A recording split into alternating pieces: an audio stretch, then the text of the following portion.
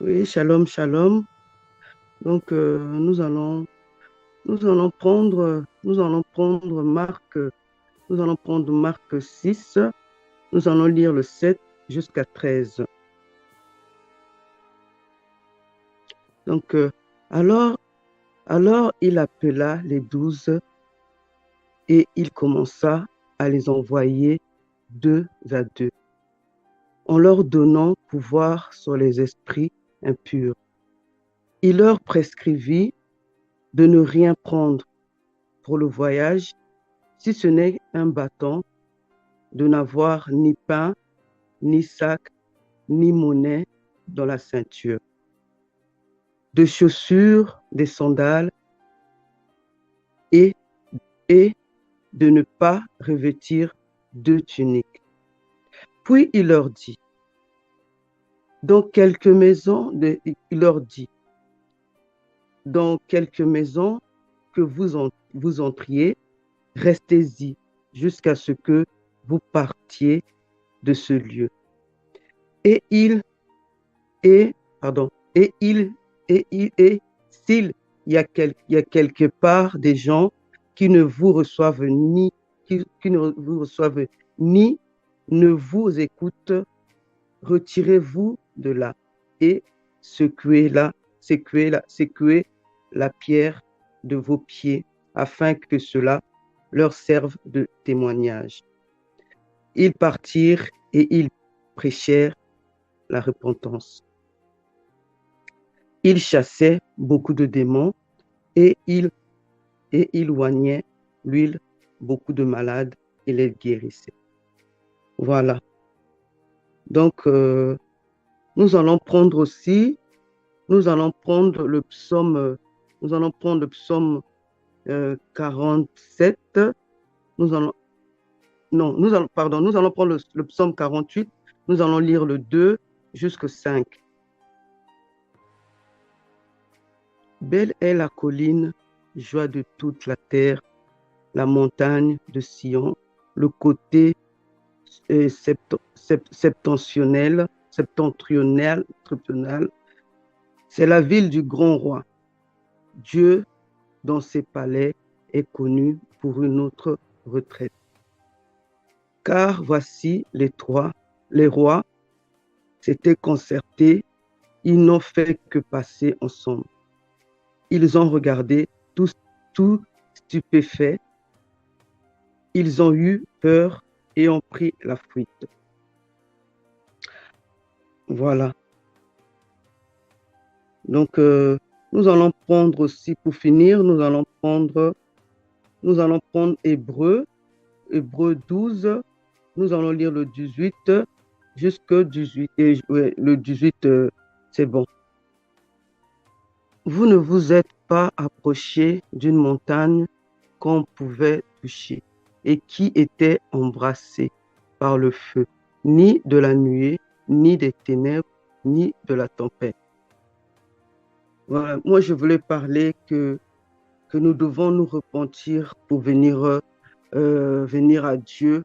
Donc, nous devons nous rapprocher, vraiment changer, rapprocher de notre Seigneur, écouter l'évangile, parce que l'évangile de notre Dieu nous fait vraiment et nous fait vivre quoi. Donc, nous ne pouvons pas s'éloigner de l'évangile, nous pouvons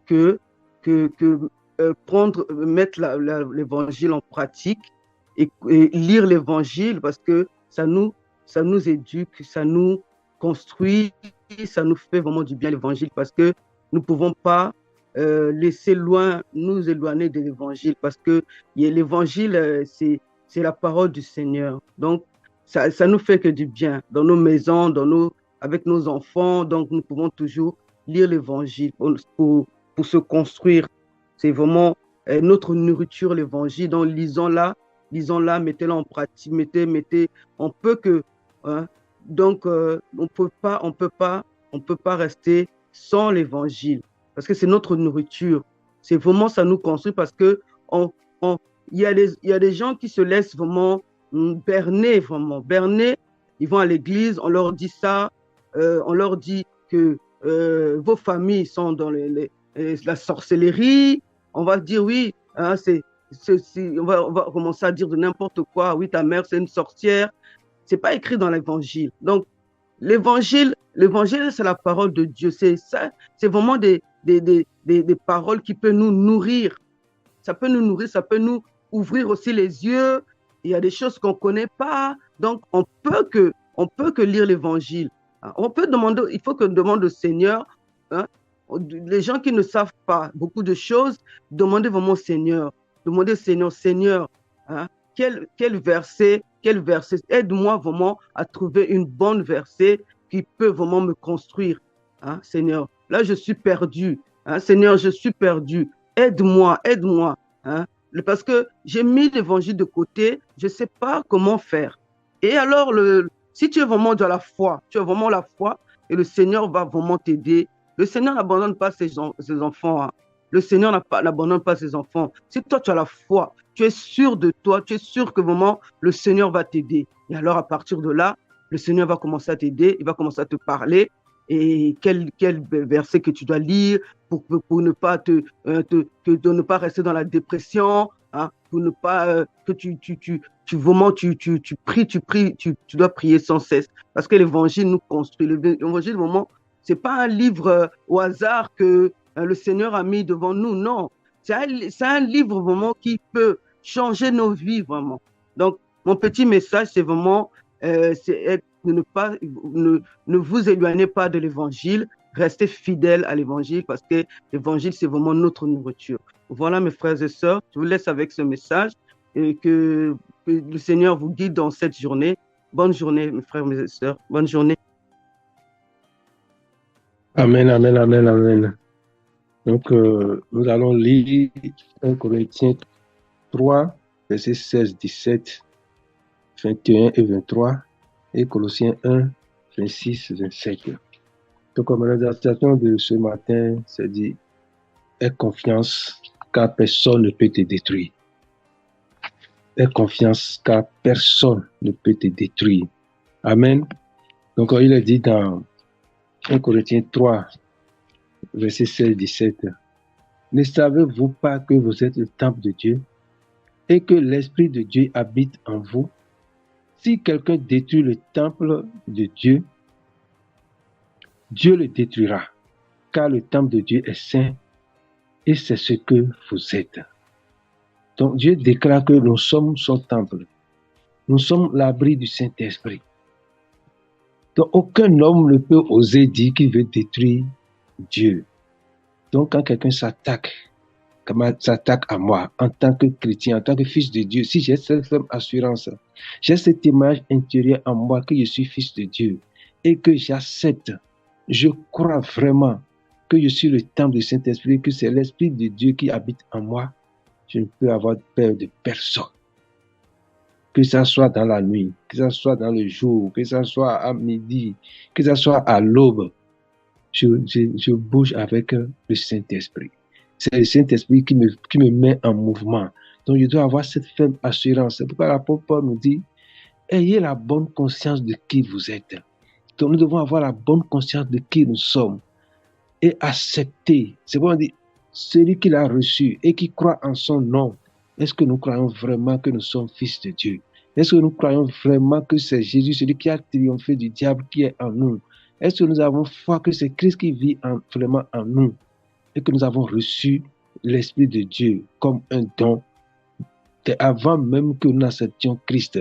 Parce que c'est l'Esprit, cet Esprit de Dieu-là qui est venu en nous, qui s'est manifesté et nous a convaincus de déclarer que nous devenons enfants de Dieu.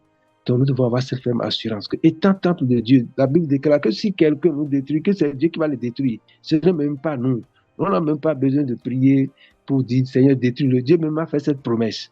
Donc la seule chose que nous devons avoir, c'est d'être rassurés, d'avoir cette ferme confiance, cette ferme assurance que nous sommes le temple de Dieu, que nous véhiculons l'Esprit de Dieu partout où nous sommes.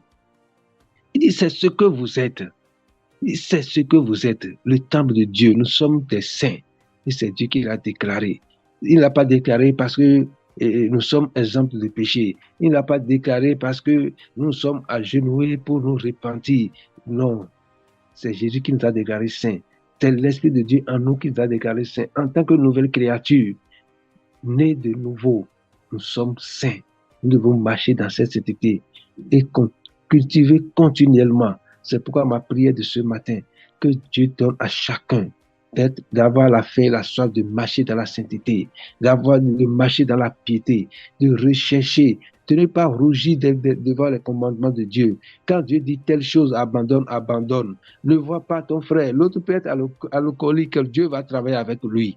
Mais si Dieu te dit, toi, arrête de prendre de l'alcool, tu dois obéir. Ne dis pas que lui, les chrétiens, il est fumeur, pourtant, ça, c'est entre lui et Dieu. C'est Dieu qui décide de quand il va nous arracher telle chose ou telle chose. Donc, chacun de nous se concentre sur ce qu'il est avec ferme assurance. Et le Colossiens, le verset 21 nous dit que personne donc ne mette sa gloire dans les hommes, car tout est à vous.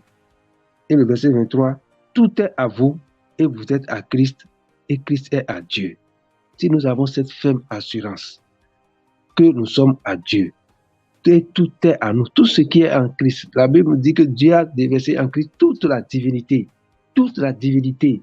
C'est pourquoi Dieu déclare que nous sommes des dieux. En tant que fils de Dieu, nous sommes des dieux. Qui peut oser nous attaquer? La personne peut oser, mais comment il peut nous atteindre? Si nous sommes en Dieu, d'abord nous sommes en Christ. Christ est en Dieu. Donc pour nous toucher, là, il faut que la personne touche Dieu. Après avoir touché Dieu, il va toucher le Seigneur, celui qui a vaincu Satan. Avant de nous atteindre, il va nous atteindre comment? C'est pourquoi Dieu dit, vous êtes le temple, nous sommes le temple du Saint-Esprit. Quiconque ose nous attaquer, c'est Dieu qui va le détruire. Quiconque cherche à nous détruire sur n'importe quel plan, au plan professionnel, au plan familial, c'est Dieu même qui va se charger de sa destruction.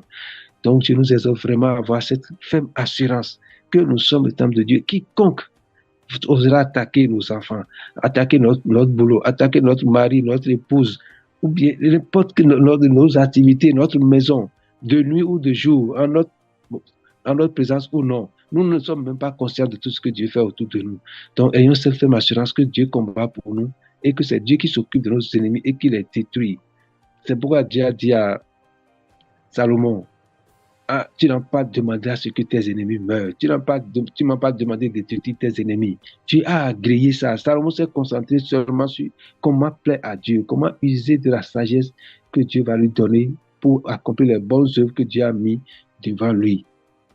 Mais Salomon aussi allait à la dérive avec cette sagesse. Donc que Dieu nous aide à ne pas aller à la dérive avec la sagesse et l'intelligence spirituelle qu'il nous a donnée. Au nom de Jésus. Colossiens 1, versets 26 et 27. Il nous dit, verset 26, le mystère caché de tous les temps et dans tous les âges, mais révélé maintenant à ses saints. Le fait de dire que nous sommes le temple du Saint-Esprit, c'est un mystère. Nous ne cherchons pas à comprendre. Dieu a dit que c'est un mystère. Donc, il nous a révélé ça. Il nous a révélé que nous sommes son temple. Donc, marchons dans ça. Et le verset 27 dit, c'est saint à qui Dieu a voulu faire connaître quelle est la glorieuse richesse de ce mystère parmi les païens. Parmi les païens, ce n'est pas seulement les idolâtres, c'est tous ceux qui ne croient pas en Jésus-Christ. C'est tous ceux qui ne croient pas en Dieu le Créateur. Il n'y a pas d'athée. L'athée, c'est un païen parce qu'il croit en quelque chose. Il croit au moins à l'évolution. Donc, il a une croyance. Il peut pas. L'athée aussi, c'est un païen parce qu'il croit à autre chose que le Dieu de Jésus-Christ. Donc, Dieu dit que nous sommes appelés à révéler tout, à faire connaître la glorieuse richesse de ce mystère qui est déposé en nous. À savoir, Christ en nous, l'espérance de la gloire. Mon frère bien-aimé, ma soeur bien-aimée, quelle gloire nous cherchons? La gloire que nous cherchons, la gloire que nous espérons est en nous. C'est ça qui est en nous, c'est ça le Christ qui est en nous. Donc, quel que soit le domaine dans lequel nous cherchons une gloire, manifestons Christ, témoignons de Christ avec foi, vivons la vie, marchons avec Christ, marchons avec l'Esprit, vivons la vie de l'Esprit, marchons selon l'Esprit, et cette gloire que nous espérons va se manifester dans tous les domaines, au plan professionnel, au plan économique, au plan social, dans tous les domaines, au plan politique. Si tu aspires à la politique, c'est lui qui va construire ta gloire. Donc, mettons notre espérance en Dieu. Concentrons-nous, comme la sœur a dit, sur la parole de Dieu. Cette parole-là que nous sommes appelés à annoncer. Mais si toi-même, tu n'es pas rempli, tu vas annoncer quoi?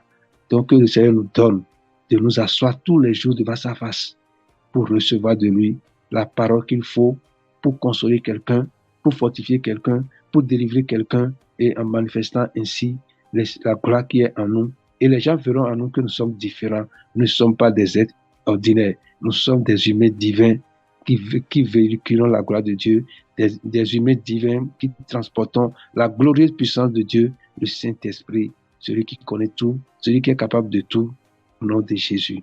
Que Dieu nous donne de croire et d'accepter cette identité que nous avons et d'avoir confiance en Dieu, que personne ne peut nous détruire, ni détruire nos enfants, notre emploi, notre famille, au nom de Jésus.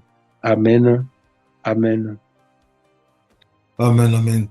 Donc, je vais aussi partager. Donc, nous allons prendre Proverbe 19, verset 21. Alors, je vais lire. Il y a dans le cœur de l'homme beaucoup de projets, mais c'est le dessein de l'Éternel qui s'accomplit. Donc, je répète, il y a dans le cœur de l'homme beaucoup de projets, mais c'est le dessein de l'Éternel qui s'accomplit. Donc, nous savons tous que le Seigneur est notre guide, c'est notre bon berger. Jésus-Christ est notre bon berger, c'est lui qui nous guide tous les jours. C'est lui qui nous oriente, c'est lui qui nous fortifie, c'est lui qui nous bénit, c'est lui qui nous parle, c'est lui qui nous conseille. La Bible dit qu'il est il est le bon conseiller. C'est lui aussi qui nous nourrit, qui nous protège. Voyez-vous? Et la parole de Dieu dit clair en sens où il peut avoir que nous avons beaucoup de projets, mais Dieu est clair là-dessus en disant que c'est seulement les projets de Dieu. On dit c'est seulement, il dit, mais c'est le dessein de l'Éternel qui s'accomplit. Voyez-vous? Donc, moi qui suis un frère et que j'ai vu une sœur à l'église, je voulais me rapprocher du pasteur pour voir avec lui comment faire pour sortir du célibat. Voyez-vous? En, en sollicitant, pardon, la liste de la dot ou en sollicitant à ce que vraiment qu'il y ait mariage ou en sollicitant déjà les prières, en début des prières. Voyez-vous? Mais je peux être bien reçu par le pasteur, vont bien prier, mais tant que c'est pas la décision de Dieu, voyez-vous, cela ne va rien, ça pourra jamais arriver. Il y aura rien, il n'y aura pas de mariage. Bien que même la sœur en face, elle est d'accord. Mais tant que c'est pas la volonté de Dieu, tant que c'est pas la volonté de Dieu, rien ne va arriver. Rien ne va se passer. Voyez-vous, on va se dire, mais qu'est-ce qui se passe? J'ai vu le pasteur, il est d'accord. Nous avons vu la sœur elle est d'accord. Nous avons vu les parents de la sœur, ils sont d'accord. Mais pourquoi il y a des blocages? Pourquoi il y a ceci? Mais parce que Dieu ne veut pas. Voyez-vous? Parfois, il y a des choses parfois qui nous arrivent. Parfois, forcément, c'est pas les blocages démoniaques. Ou c'est pas forcément parce que le diable s'est déchaîné contre nous. Non. Parfois, c'est seulement Dieu qui ne veut pas, bien aimé. Dieu ne veut pas. Voyez-vous? Nous pouvons avoir, on peut par exemple mettre en place, euh, je, je prends un exemple qui est très simple. Je veux par exemple suivre deux filles. Bon, j'ai eu mon BPC, je parle pour ceux qui vont à l'école. J'ai eu mon BPC, maintenant il faut que j'aille au lycée. Au lycée, maintenant il y a des filières, il y a des, voilà, il y a on doit suivre ce qu'on appelle des spécialités. Si est-ce que c'est le lycée technique? Est-ce que c'est le lycée général? Est-ce que c'est le lycée de lettres? Voilà, il y a beaucoup de filières. Voyez-vous? Nous, dans notre intellect, on dit, écoute, moi, comme je suis bon en mathématiques et autres, je vais peut-être suivre tout ce qui est technologie, tout ce qui est général.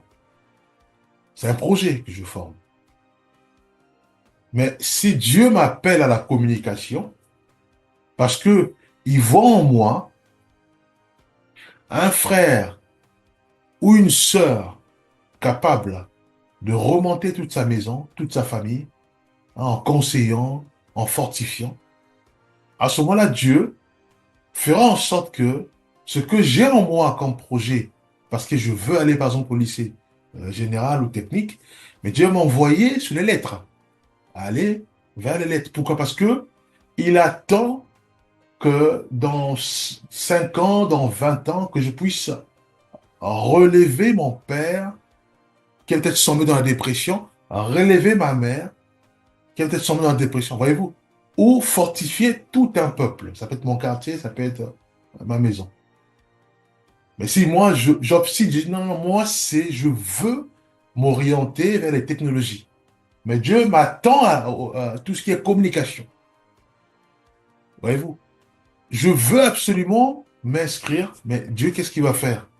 Puisque Dieu va commencer à envoyer des signaux. Vous dit, moi, j'attends que tu t'inscris, par exemple, sur le lycée des lettres, tout ce qui est communication. Mais si nous, on s'obstine, qu'est-ce qui va se passer? Mais il va se passer l'histoire de Balaam et Balak, simplement, bien aimé. L'histoire de Balaam et Balak, ça s'applique dans notre vie tous les jours. Tous les jours, bien aimé. Tous les jours. Tous les jours. À chaque instant, à chaque heure. Puisque nous prenons des décisions tous les jours.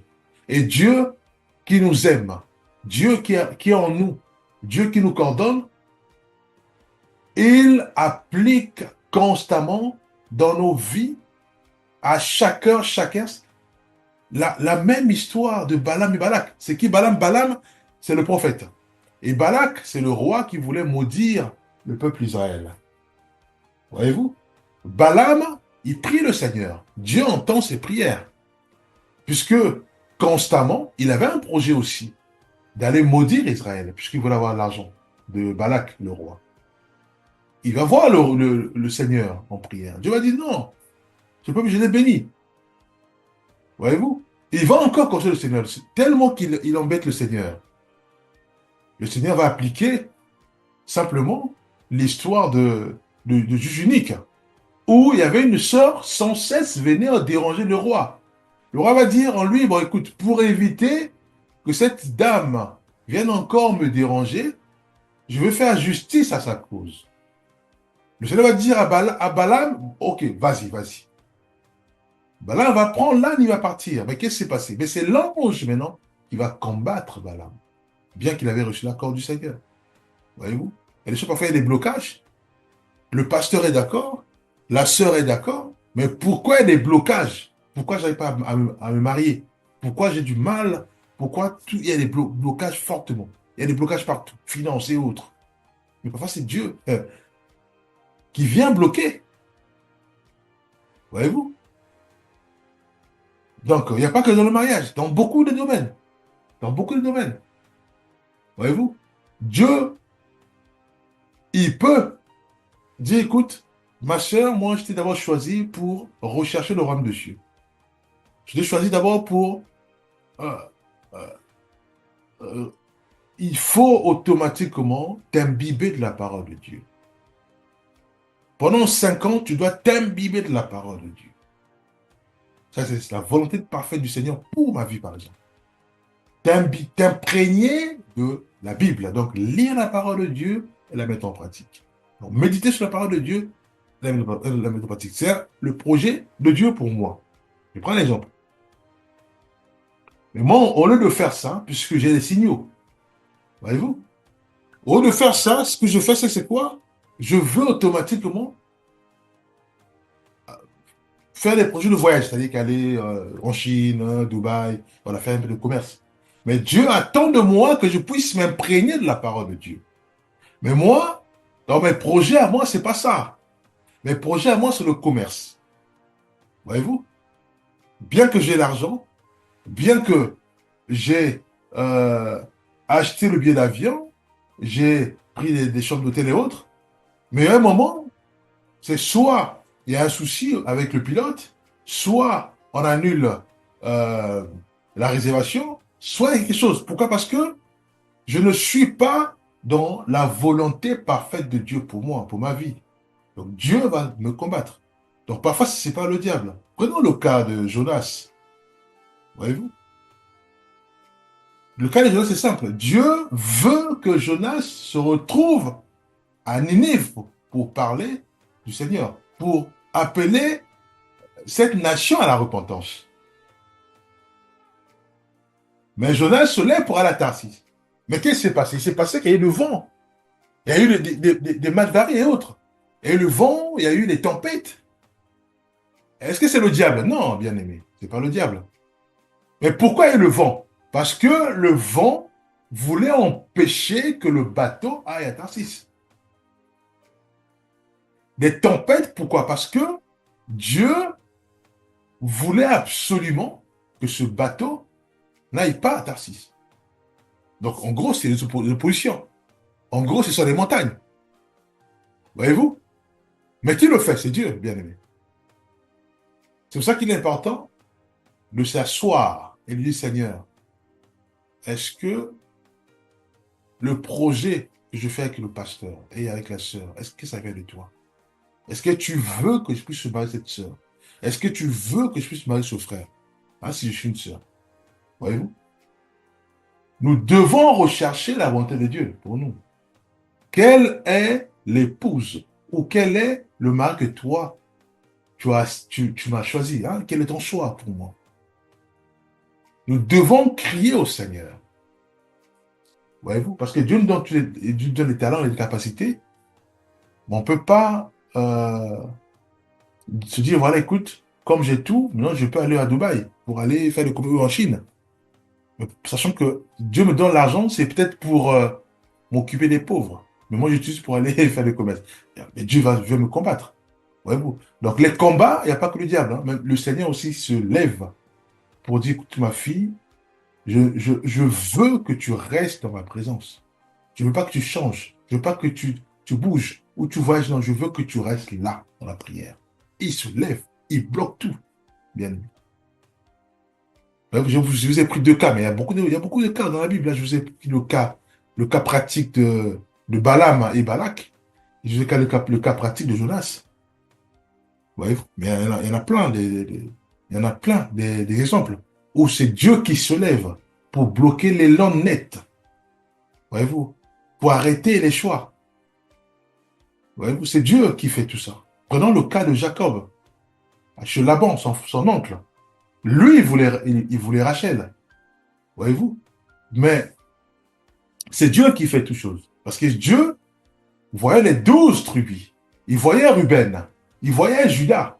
Tout ça, ils sont sortis par Léa. Les Judas, les Ruben et autres. Voyez-vous? Donc, est-ce que nous sommes des robots? Non. Est-ce que nous sommes des poupées? Non. Nous sommes les enfants de Dieu. Et Dieu cherche ce qui est de meilleur pour nous. Voyez-vous? C'est juste ça. Nous, on est les enfants, on peut prendre n'importe quoi, on peut prendre des bonbons, à force de manger des bonbons, on va gaspiller les dents. Et qu'est-ce que Dieu fait? Dieu, il nous empêche simplement de manger des bonbons. Parce qu'il sait pertinemment que en mangeant des bonbons, c'est sûr que nous allons gaspiller nos dents. C'est juste ça. C'est juste un conseil de bon sens. Alors, est-ce qu'il nous oblige? Non. Il nous conseille. Il nous conseille. Maintenant, si nous, on s'entête, il vient, il s'oppose. Il se met devant. Il se met entre nous et les bonbons. C'est tout. Pourquoi faire? Pour nous détourner. Donc, ça veut dire que l'enfant, quand il arrive, pour venir constamment vers les bonbons, et moi, je suis là, je me mets debout. Tu ne prends pas les bonbons. Et qu'est-ce que l'enfant fait? L'enfant se détourne. Voyez-vous? Donc, Dieu ne conduit pas l'enfant comme un robot. Il se met juste devant. Il bloque le chemin. Tu peux aller à gauche, à droite, il n'y a pas de problème. Hein? C'est ce qu'a fait Balaam. L'âne. L'ange était là. L'âne, qu'est-ce qu'il fait? L'âne, il prend un autre chemin. Il détourne de l'ange. Il continue. Voyez-vous? Donc, l'ange n'a pas conduit l'âne comme un robot, non. Il se met juste devant pour t'empêcher d'aller vers le mariage avec ce frère ou cette soeur. Oh, ce n'est pas la volonté de Dieu. Et il se met encore devant pour t'empêcher, par d'aller prendre le bonbon, pour aller soit au voyage. Voyez-vous? Parce que ce n'est pas sa volonté. Parce qu'il a vu que ça va t'emmener nulle part, ou ça va t'emmener que des problèmes. C'est pour cela que nous ne devons pas être en colère, nous devons que glorifier le Seigneur. Voyez-vous, on ne peut que louer le Seigneur. C'est Dieu qui permet toutes choses. Que le frère soit beau, que la sœur soit belle, si ce n'est pas la volonté de Dieu, certes, ça fait très mal, parce que tout le monde est d'accord, mais louons le Seigneur. Voyez-vous, louons le Seigneur. Nous allons prier, Père, nous te rendons grâce. Merci parce que tu nous instruis, Père. Aide-nous, ô Éternel des armées, à réaliser que c'est toi qui nous appelles à la repentance. Nous te rendons grâce, ô Père céleste, parce que c'est toi qui veux que nuit et jour, que nous puissions aller dans les maisons, aller sans rien prendre, comme a dit notre sœur. Nous te rendons grâce, Père céleste, parce que c'est toi qui nous fais des dieux et tu nous as appelés à la sainteté et nous sommes saints en Jésus-Christ. Nous te rendons grâce pour chacun de nous. Aide-nous, Père, maintenant, à mettre tout cela en pratique. Au nom puissant de Jésus-Christ, nous avons ainsi prié. Amen.